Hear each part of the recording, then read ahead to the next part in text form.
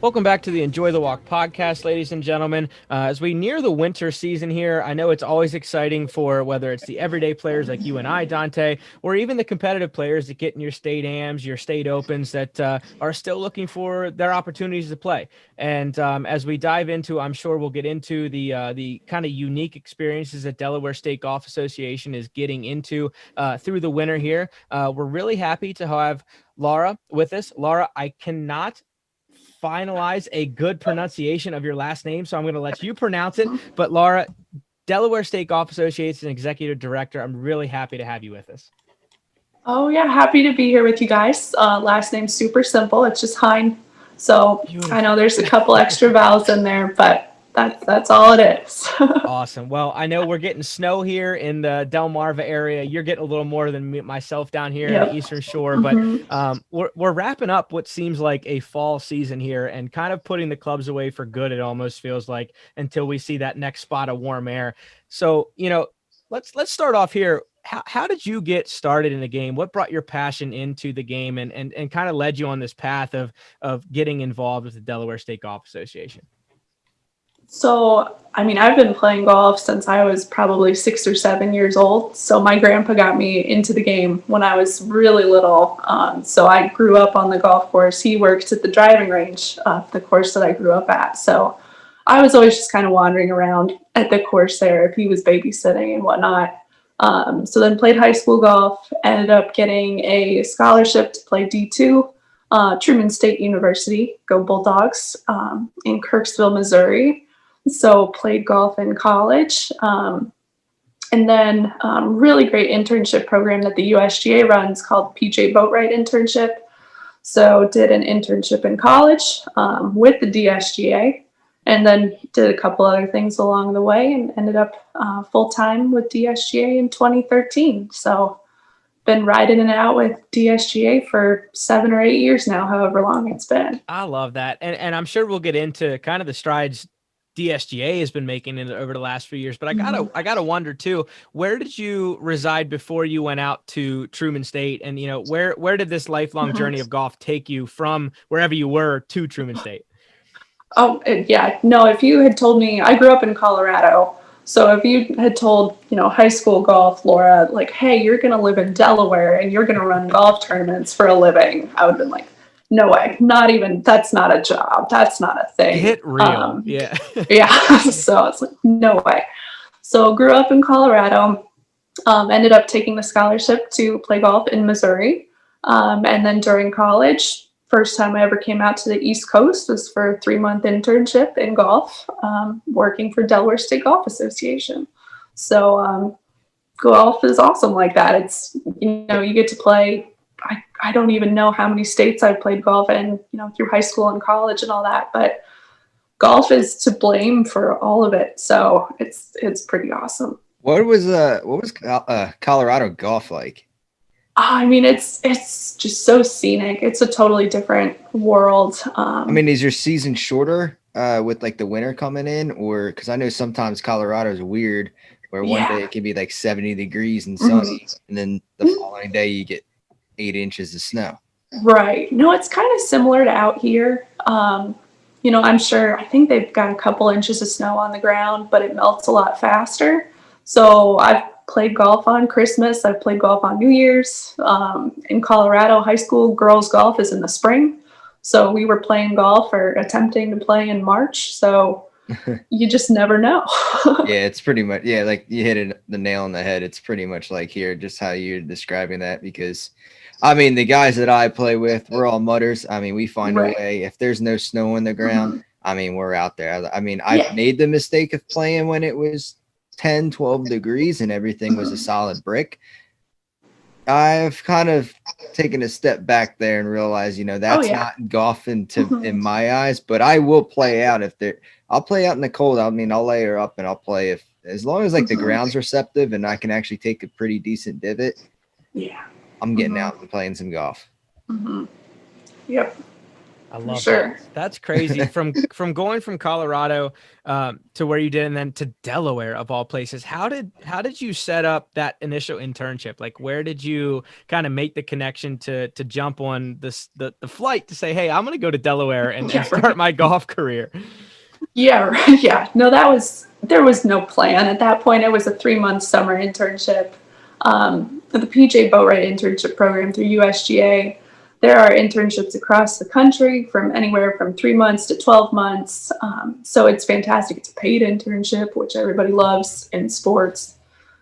So I honestly went down the list and went through every state and said, okay, here's 3 months, here's 3 months. Put in an application and did a phone interview, and they hired me. So, I mean, totally sight unseen, drove out for the summer, showed up at, a tournament on my first day. And it's like, I'm here, put me to work. So, no, looking back, it's a little bit crazy, but it was totally worth it. That's incredible. And I'm always curious, right? Like from internship to where you're at now, obviously as the director of golf for Delaware State Golf Association, what did your first assignment look like? What did you do on your first kind of internship, duties, and how has that changed from what you're doing now? So literally my first day, a team did not show up. So I was a marker. So I rode around in a golf cart and kept score for 2 guys and just watched them play golf the whole day. So life is certainly more complex now as the executive director. I would never be so lucky now to just spend the day, watching one group of guys. But no, as an intern, you get thrown in just essentially as an extra pair of hands to do pretty much anything from scoring to spotting, unloading the car in the morning, marking the course, hole locations, anything. And then as the ED, you're the one that just is making sure all that gets done, making sure you've got your folks trained and got your bases covered. So it's fun to go from all the way from there. And if you had told intern Laura she would be running the show 9 years later, again, I would not have believed you. That's incredible. And I always wonder too, from when you stepped on the scene, I guess back in 2011 to now, how have you seen Delaware State Golf Association change? What is the whole, I guess, in a macro scale of like the full scope of things, what does it look like from saying, hey, I stepped onto the scene as an intern and this is kind of what it looked like, and now as I run the show, here's how we've changed and here's how we've grown? Because I think it's really neat to see not only the game as a whole grow, but these state organizations grow as well. How have you seen that grow over the last 9 years? Yeah, that's a really good question. And I think what we've all realized and kind of the stereotype that we've overcome, probably across the board, is that the state association runs championships for like scratch golfers, your AM, your open. It's, super elite play all the time. But we want to engage with golfers, all ages, all handicaps. So, I mean, whether that's women's events, whether that's Frozen Fridays, whether that's a junior event, whatever the case may be, helping out the first tee, there's a lot of people that identify as a golfer. So we don't just need to hit that championship player. We want to hit the person that just says, oh, I play golf every now and then. Mm-hmm. So it's hitting more that lifestyle golfer versus just that championship, super competitive player. Well, I think that's on brand with us too. We look at who we represent, and obviously there's tons of fans of ours that are the scratch golfers, that are the competitive players. Dante, the guys that you play with out at Running Deer, whether it's Andy, whether it's Steve, whether it's, kind of our closer friends that are really competitive golfers. But you also have that, I feel like the larger majority is just that dichotomy, that inspect of people that like say, hey, I just want to play on the weekends. I just want to get out and get involved with the game and try and grow my ability in the game. You mentioned Frozen Fridays. I know we talked about this before we got on air too. Take us into that, which I think is so cool. And you were kind of touching on the surface with it, but like dive into that for us. What are Frozen Fridays? And as we enter December here, the second week of December, how can people get involved in moving into January and February? What does that look like for Delaware State Golf Association? Mm-hmm. So Frozen Fridays from November through March, holidays and, snowy days as exceptions. We schedule out, I think we've got 18 Fridays this year in total, and each one's at a different facility. up and down the state, public, private, definitely a good mix there. Every week is $40 to play. That includes your cart, range balls, and minimal prize fund. But you can sign up. Anybody's welcome. So men, women, seniors, you don't have to have a gin handicap. You don't have to have any sort of formal record. And we go out, it's 10 o'clock shotgun. So everybody gets that prime sunshine in the middle of the day, hopefully. And then it's all, this year we're using System 36 for scoring. So it's super friendly, double par max. So if you have a bad hole, you just pick it up and get on with it. So we all want to get done before the sun goes down. But it's just a great way to stay, keep your game going over the winter. And also to check out courses that you may not normally, play during the summer months, or that you would never, have known to check out, just based on your normal routine with your normal guys. So it's a good excuse to get out. So every Friday, our guys have a tee time at 10 o'clock. It's great. I love that. And a really close friend of ours, Matt Janella, has kind of coined the hashtag mandatory golf Fridays, right? And I think it falls so well with, what you guys are doing. And I think it's so cool. And to kind of touch on that too, I think so many people have a stigma of, man, I'm going to make a really big number. I'm going to make an embarrassment of myself, or this, that, or the other. Like, it's going to be bad if I just go out and try to play with, these official organizations. And I think through the mandatory golf Fridays and the other, kind of efforts you guys are doing to make golf more relatable. Dante, we played in the Skins game down at Winter Park on the Friday we were down in Orlando. And what was cool there was we picked up after birdie. Like, if you weren't making a birdie or better, you were picking up. Right. And it was just cool to be like, all right, everyone's got a chance, but you're not making a 10 and quote unquote embarrassing yourself either. Like, you're having fun with the game. Everyone's got a shot at it, but it was fun. It was quick. And it was an overall camaraderie experience rather than just like a competitive golf experience. And I think more of that mentality as it forms into these organizations like yourselves, it's just growing the game. And it's what's good about the game of golf as we look to include more and more people into it. It's taking, you have competition and you have recreational play. And they've always stayed far away from each other. Right. And if you played competition golf, most people would think, oh, he's a competitor on the golf course, meaning this guy's probably a plus handicap, scratch golfer, like you name it. And then you have like the weekend hacker, as most people like to call him, that just goes out for a wreck. And they've always stayed away from each other. But what you're seeing now is being able to intertwine the two, is where, hey, no, you can still be a rec golfer and be able to have fun and come out to experience new courses and experience the camaraderie of things, but at the same time having some type of competition that on the back end, to where you can still compete and still kind of, rather than just go out. Like, most people think golf on the rec thing is you go out, have a couple of beers, you can head in and you get the hell home. Well, that's not necessarily the case. Like the guys we play with, we like to throw a little dollars down just to have a little competition, because most of these people that play have played a previous sport, have always been into a competitive game, have always played something where they need to want to try and achieve something, but not to the extent where, oh, I'm not good enough because I'm going to embarrass myself, or I got to absolutely be a plus handicap golfer or a scratch golfer or anything. It's being able to intertwine the two and take, hey, we're going to have fun, but at the same time, we're going to compete a little bit. And I think that's exactly with the Janella Skins game and with the Frozen Fridays, that's just hitting the nail on the head of where the growth of the game is going and needs to go. Yeah, no, it's, I think it was 2 years ago, we run a super senior championship for men and women. So that's your 65 and older crowd. And I tell you, they are stubborn, but they are still so competitive. But in our ladies division, for second place, we had a lady on the 18th hole that is grinding over a putt to finish in second place. And she came in like shaking. She was like, I haven't been so fired up to compete like that. She's like, in years.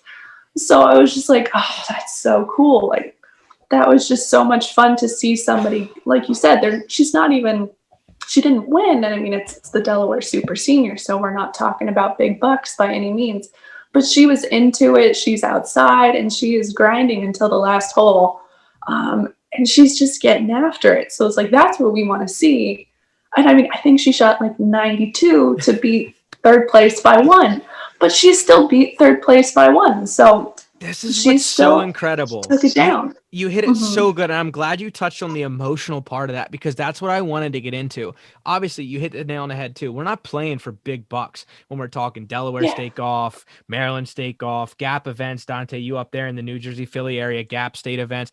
But, you know, when you talk the Delaware State Amateur, the 4-ball, the Delaware Open, the 4-ball championship, the Mid-Am, whatever it is, right? You talk about these events, and I've played in a couple Maryland Opens, a couple Maryland Ams, and it means a lot. Like every guy I've stepped up on the tee with, and I can only imagine it's the same with the women's events, it means a lot. The nerves are there, like unlike any other event, because it's got a state golf association title to it. And I think that's what's so cool is you can be an average person. You can be kind of, I guess, quote unquote, the top dog or the top man or woman at your club, and go and play in these events and have it mean something way more than just a club championship. And I think, you know, this is kind of what I wanted to get into as well. When you see those emotions in these state run events, you know, what has been kind of, you know, obviously, like I said, the amateur championship, the opens, what has been kind of, I guess, your marquee event? If you were to look at one, is there one to pick from as far as a marquee event, or do they all kind of mean the same to their kind of like, you know, you have the men with the open, the women with the senior championships, whatever. Is there one that means more to people, or does it mean about the same to every person that plays in one of these events? Like it's just that special of an event to every single competitor as they dive into these state events. Yeah, I mean, I guess if I had to pick on the like from the competitive side, the AM and the Open, I mean, those are just the strongest events of the year. That's where we get our top college players, our top mid-ams, and the guys that just really want to come out. Like they appreciate the course setup and they want to see, you know, how low they can go. So those, I would say from a competition standpoint, that would be, you know, your marquee kind of go-to event as far as showing, you know, the strength of Delaware golfers. As far as probably, I would say the most unique or the most DSGA specific event that kind of combines what we're talking about, we run a 27-hole challenge in the fall, and it's a partner event, but you play 27 holes, 3 different formats, but it's open to professionals and AMs, and it's flighted, so we get everybody from guys that have, you know, plus handicaps playing together, all the way to guys in their 70s, you know, combined index probably 40, 50, who knows. So it's all flighted. They're playing different tees, but they're all out playing 27 holes the whole day. So that one you get that mix of, you know, the last 9 is alternate shot. So obviously there's some pressure there with your partner and all that. But I would think that one might be just kind of the most unique way to finish the year, where you've got these guys in, you know, A flight that are just going to town and being super competitive. And for our, you know, guys in flight 6, you know, flight F, whatever it is by that point, then they just want to finish 27 holes and still be good at the end of the day. So that one is one of our favorites as well. Well, I think that's the coolest part about it. And I think, Dante, you can kind of speak on this too. You and I have played in some better ball events. We've played in some individual events as well. There's such a wide range of events you guys have. You know, there's not just the stroke play events. There's not just the gross events. There's gross events, net events, senior events, you know, mid-am events. It's just, I feel like you guys do a phenomenal job at touching all aspects of anyone who wants to get in any kind of competitive play. Yeah, it's fun when we go from one week running the Delaware Open, and then the next week we have like a couples Stableford. So it's 2 totally different audiences. So we're wearing very different hats at those events, but again, it's still competition. We still, you know, obviously, you know, as a state association, we want to make sure the rules are, you know, ready to go, the course is good, and then, you know, scoring and everything. So still the same kind of general setup, but just 2 totally different audiences, which is, it's so much fun. That's incredible. And you talk about two totally different audiences too. Dante being up in that Gap region and myself being a member of the MSGA, the Maryland State Golf Association. I know you have a really good relationship with the Maryland State Golf Association as kind of like the bifurcation of events and things like that. I want to touch on that piece a little bit too. Like, have you been there? Has it always been that way since you've been there? Or is that something that you've kind of worked on as far as allowing that Maryland State Golf Association to kind of, enter into the Delaware State Golf Association events? And if so, is there look to grow that beyond just the Maryland State Golf Association? Hmm. Yeah, I mean, Delaware's small, so we've got dual clubs on both sides. So we've got clubs that are members of both MSGA and DSGA, and then we've got clubs that are in GAP and DSGA as well on both the Delaware and the PA side. So just in an effort for everybody to have opportunities, there's a lot of places where a golfer can join, public or private, and all of a sudden you're a member of GAP and DSGA. So now your tournament schedule, your calendar just got extremely busy if you wanted it to be. And same thing on the Maryland side. So it's really just about giving golfers access. If the clubs want to participate in certain things, whether it's pro-ams, team matches, whatever it may be, there's always a way to kind of get that done. So, we kind of are willing to jump across the border and adjoining counties and all that, just to give golfers the ability to sign up for what they want to play in. So it's all really golfer centric. Well, and I love that too, because you look at so many of the courses you guys have in Delaware that are not only, East Coast marquee courses, but they're kind of, nationwide events that people look at and say, man, that's a phenomenal golf course. You look at Bayside, you look at the Peninsula, Heritage Shores. I mean, I'm just naming off courses you guys had last year, let alone the courses you guys have had over the full Rehoboth Beast Country Club. I've played for the first time ever last year, and it blew my socks off with how great that golf course is. And then as well as Kings Creek Country Club. I mean, those alone, let alone your full kind of rotation, you guys have phenomenal golf courses that just, I feel like, fly under the radar because of where they're at in Delaware, kind of separated from the rest of the country. Talk to us on that a little bit. How does your selection go into these events, and how do you really kind of narrow in on some of these marquee events being held at certain really, really phenomenal golf courses? Yeah, no, we're very fortunate.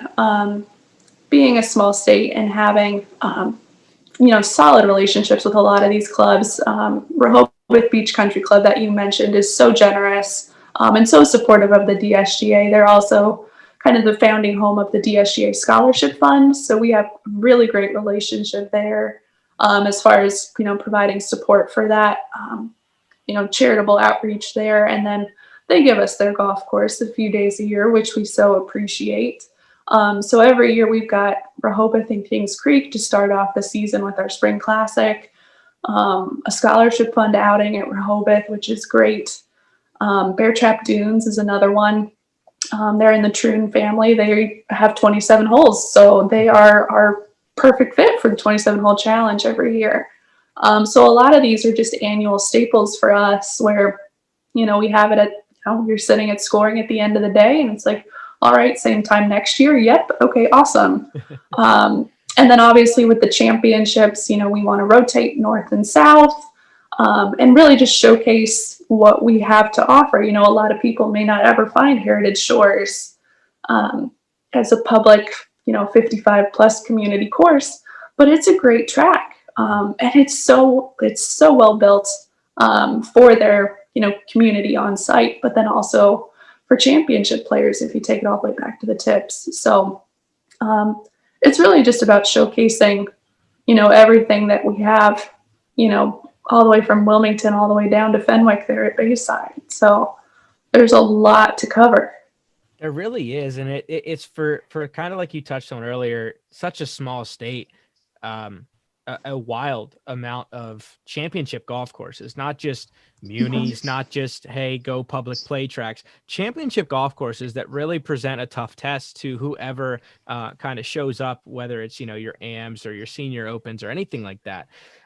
It's truly incredible. And kind of touching on too, you said that if you're given the opportunity with these relationships with courses, and this is kind of where I'm going into with the PGA next, you can build good relationships. And I think that's being kind of, cemented, that you guys have a really good way of forming those relationships. And in the PGA, coming to Delaware, coming to Wilmington Country Club in 2022 with the BMW Championship.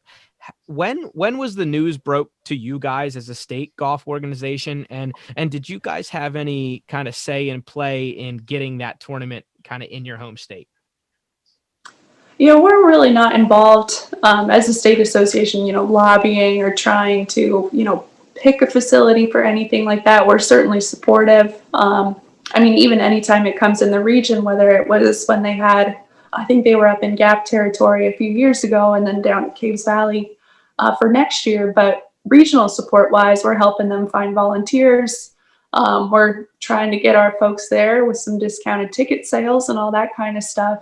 So anytime it's within, a relative driving distance, they usually reach out to the state associations to just, give our guys a chance to get on site and see some golf.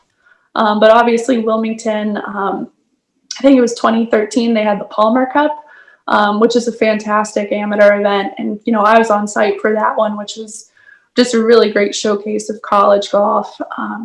So I think Wilmington's probably always been on their radar as, a great historic track, and just so ready for championship play and elite play from the tour. But obviously that's a very specific club decision to, dedicate that much of your course and all of your resources to bring the tour in. So we're excited for Wilmington and glad they were able to get that for 22. So we're excited. It always blows my mind too, when you just look at kind of the regional golf compared to what the PGA Tour schedule looks like. It's interesting to me, obviously the first PGA Tour event to ever come to Delaware, let alone a championship event, a FedEx Cup event. When you look at that do you think that plays a part in the greater growth of the game within Delaware? Do you think that offers an opportunity for people, whether they're just looking to get into the game, young kids looking at the game and saying, hey, this tour event, this tour championship event is in my backyard? Do you think that offers a great opportunity to grow the game within your home state? Yeah. I think anytime you get on site at a professional sporting event, whether it's golf or really any other event, and you see it right in front of you, I think that just makes it more real. So, you can see guys play and hit these shots on TV, but when you're standing at the green and you see somebody hit a shot on a par 3 and watch it spin back, you watch somebody like make that winning putt, and you hear, hopefully there'll be a crowd cheering and all that by the time we get to 2022. But I think that just makes it more of a reality for say for a junior golfer that's just getting started, that then they want to, reimagine that the next time they're practicing putting, that they want to compete, that they want that feeling too. So absolutely. No, I think anytime you can watch live golf, then for juniors especially, it just makes it, seem more tangible. No, I love that. I think, and Dante, we've talked about this too. When we went out to Florida, when we've kind of, you've had scenarios where you've went to Aronimink and different courses too. And that kind of drove your, realization of how good these guys are, but yet attainable because it's in your backyard. Dante, talk to me that a little bit of like your first experience, because I want the listeners to understand what a first experience is like when you go to a tour event. It's it's unreal because you don't know what to expect. And I've said this before, I think it's one of the best sporting events to go to. Because if you think about it, if you were to go to a football game or a basketball game or something of an arena sports game, everybody's sitting in a seat and they're seeing the same exact play. If you go to a golf event, they start, so say they open the gates at like 7, 8 a.m. You have 12 hours until like that last putt is dropped of an event to see. Let's face it, you're going to be standing on your feet all day. You're not going to see it all. And if you or I were to go to there, or Laura was supposed to go to it, like she can be on the 18th hole and just sit there all day and watch people come up the 18th hole, and I can walk and watch a player or a group from hole 1 to hole 18 and watch them just play their entire round, we will have different experiences on a viewing aspect, seeing a sporting event. But on a player's ability of knowing from my game to theirs, oh my gosh, it is a world different experience. I mean, people told me, hey, when they're hitting it off the tee, look higher than you would normally see your local buddies and your guys that you play with or whatnot. And yeah, that's a fact. I mean, I think the first one, it was the Barclays event. It was up in Edison, New Jersey at Plainfield Country Club. My dad and I just stood on hole 2 because we didn't know what to do. We found an opening and the rope was right there, right? I mean, on the tee box. It was the second tee box.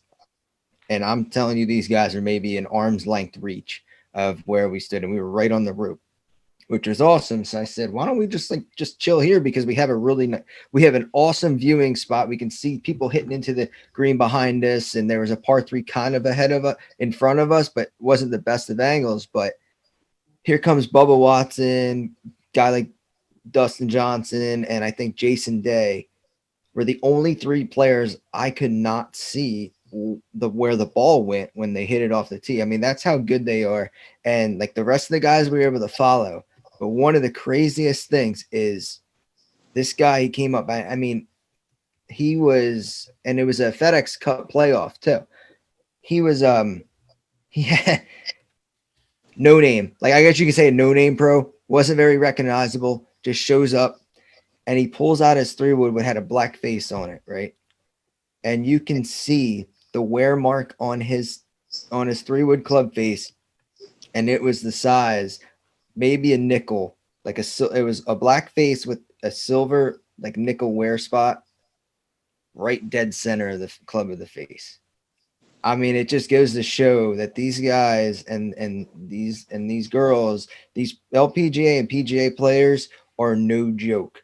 I mean, there is some talent when they are out there. And if you can somehow get yourself onto the property of a golf course, not alone just to see how great these golf courses are and what they play on, but just watching the ability to watch these guys and girls maneuver the ball around the course and shoot the scores they do, it's a remarkable thing for someone to experience. And I encourage anybody, if they have a chance, and especially in 2 years or 2 or 3 years, or no, 1 or 2 years, because it's about to be 2021, go to Wilmington Country Club and watch the event if you can. Anybody in our area. Yep, absolutely. And just, I mean, even beyond that, I think I was at that Barclays at Plainfield, and I was a volunteer actually. So wow. I was shot link crew, which means I was up in one of the towers at the green, and you shoot a laser down. So then they have on TV, oh, the putt's 12 feet, here's how it breaks, blah, blah, blah. Oh, so you're awesome. Feeding all that stuff to Golf Channel. But like you said, you're sitting up in that tower and you're watching every player come through. I think I was on, gosh, that's been a while now, but I think I was on a par 4. So you're watching these guys hit that ball in and try to figure out the slope of the green so they can play that spin and leave themselves, whatever putt that they want. So you're just watching that strategy all day and seeing, oh, well, they wanted to be on the left side, below the hole over here. Yeah. Oh, he played it behind so that it would spin back. But yes, totally that experience of just really just realizing how much thought goes in to every shot that they put out on any given day. But yeah, it's either just sitting and watching, following one player, watching everybody play the same hole. It's fantastic to see live. Yeah, it's insane. And anytime, I mean, and it's tough for kind of our area because I just think it's so congested that some of these courses are on. And we talk about this a lot when it comes to, I guess, the professional side of things. Seeing both men and women, you don't really see too many tournaments come to our area because I think the logistics operations is very difficult when it comes to the overall grand scheme of things, when it comes to, all right, ticket sales, to being able to put a bunch of people on the course and the property where it doesn't interfere with the players, parking, where are they going to stay? I mean, like you look at a Ronimick when we went up for the BMW a couple of years ago. I was there, and certain pass holders or like just the general passes, we had to park and basically take a bus. I think it was the Oaks Convention Center. It was a good 45, 50 minutes away from the actual course, and you were actually driving further away than where we were. Park, yeah. Just the park, just to come back. It's insane, and it's tough, and I get it. I mean, it's congested, and I know there's a lot of things that in the operations that go into it that I may just not know, but you can kind of see it a little bit at the same time, and it'd be cool to see a lot because there are tons of courses in the Delaware, Northern Maryland, I mean, the Jersey sector, and even the Philly sector of where I think they can hold a lot of great LPGA and PGA events, but I think that the logistics side of it just become way too difficult. Yeah, no, I think Plainfield was the same way. I think we were on that school bus, you pack it in like you're at Disney World. Right. Yep. And, you wait 45 minutes to get on the bus, and then, you get to do that when you're done for the day too. Great. But I mean, it's just, the added logistics, like you said, it's certainly still worth the effort to get there and see it. But Caves Valley, I think they've got figured out. So they've got that giant field right below the course. I'm excited for Caves, and let's talk 2021. Obviously we've went through 2020, which seemed to be an almost impossible year to figure out logistics for golf tournaments. Yet Maryland State Golf Association, you guys with Delaware State Golf Association found a way to make it all get together in one way, shape, or form. So let's talk 2021. What does 2021 look like? Kind of with the status right now, we're kind of unsure of the spikes in COVID and everything, what it's really going to look like. But what are you guys expecting, and what's the layout going to look like for 2021? Is it a normal schedule with just kind of CDC precautions with masks and things like that? Or what are we really looking at moving forward for a 2021 schedule? Yeah, I think if we've learned anything, it's, write in pencil on your calendars. So everything's going to change, no matter how much thought you put into it. But for 21, I think, we're planning on pretty much our normal schedule, changing some things as far as where there may have been a breakfast buffet. Now you're just getting, kind of a box lunch. We're doing a lot more things outside. So where, we may have invited you inside for a scoring area that was air conditioned and all that, pleasant, nice extra bonus after your round. Now some of that's going to be outside in a tent. So nothing that's going to take away from your round of golf, single carts, letting players walk if they want to walk, all these things that, we've realized, it really didn't change the end result and, who's going to end up taking the trophy home. But if it means we get to play, then we're going to do it. So, we learned a lot in 20, and I think we did a pretty good job as far as keeping our players comfortable and letting them focus on what they needed to do. So game on for 2021 too, hopefully. I love it. Let's attack it. When does your typical schedule start? Like what can we look for as far as the 2021 kickoff event, as far as what we're looking forward to?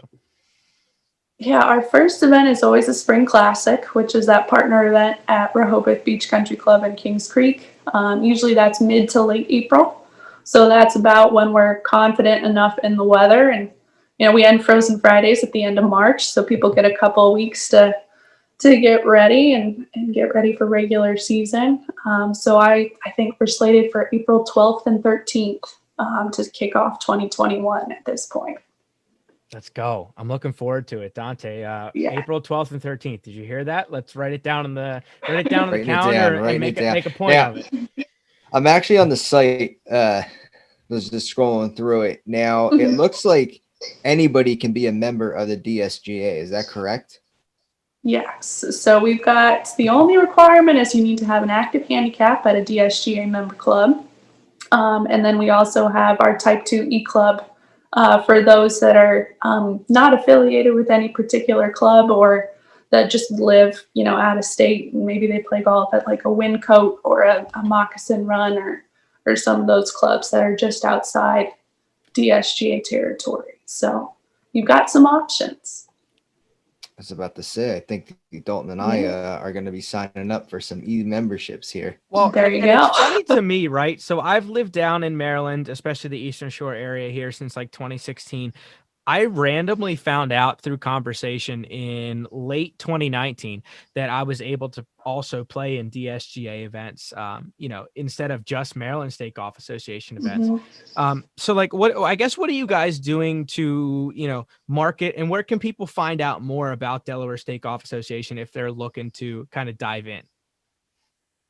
Yeah, I think our website is really the main spot. But what we're hoping that people realize is that handicap does make them eligible for anything in season, and then Frozen Fridays are open to anyone. So a lot of our Frozen Friday guys end up converting into, warm weather summer season players as well. But that's the tough part, because everybody, once they get in season, you've got your club events on the weekends, you've got your sweeps and, kind of your weekly games. So then it's a matter of, if you want to take it on the road, and maybe you've got a buddy that drags you to the Spring Classic or anywhere else.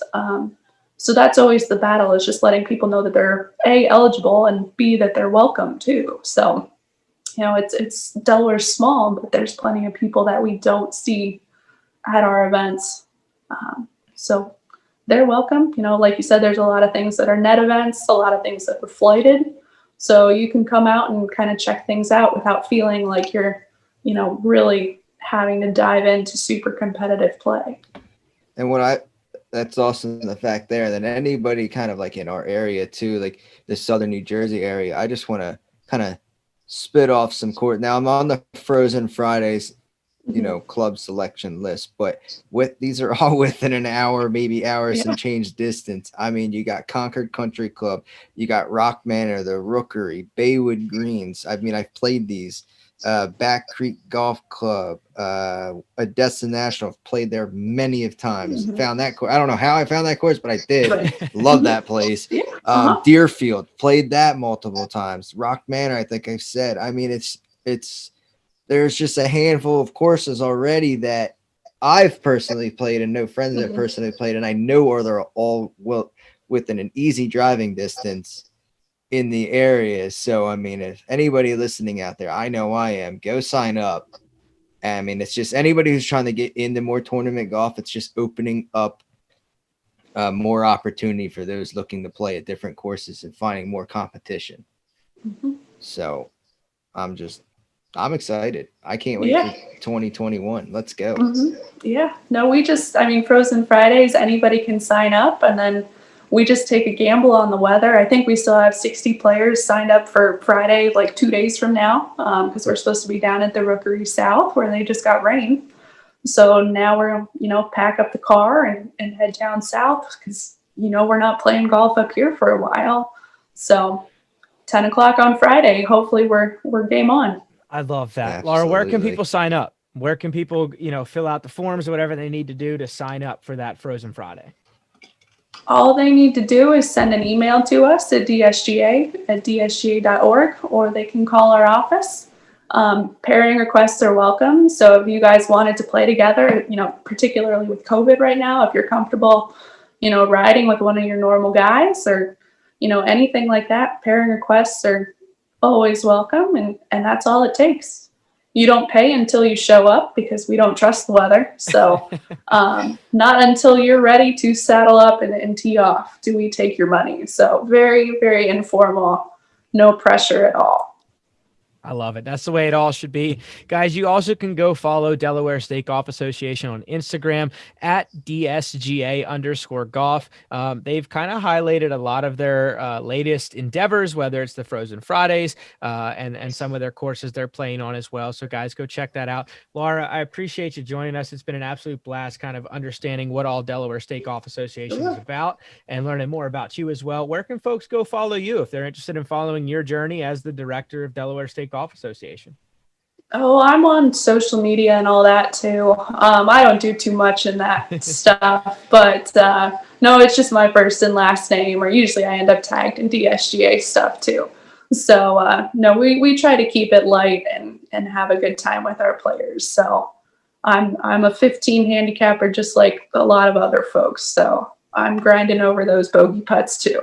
So. The common woman golf. That's what we're all about. I love it. Guys, you can also, like Laura said, go to www.dsga.org to find out more about what they've got going on.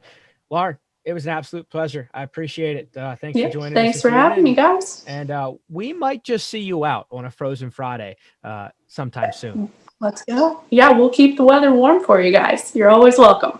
I hope you do. I appreciate it, guys. As always, go out, carry your clubs, and enjoy the walk. That was Laura Heinen from Delaware State Golf Association. It's been an absolute pleasure, guys. Go sign up for their events.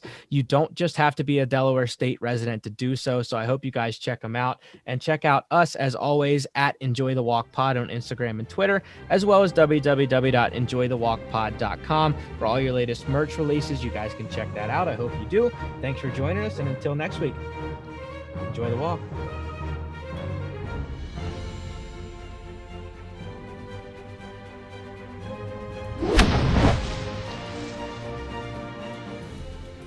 That's the stuff.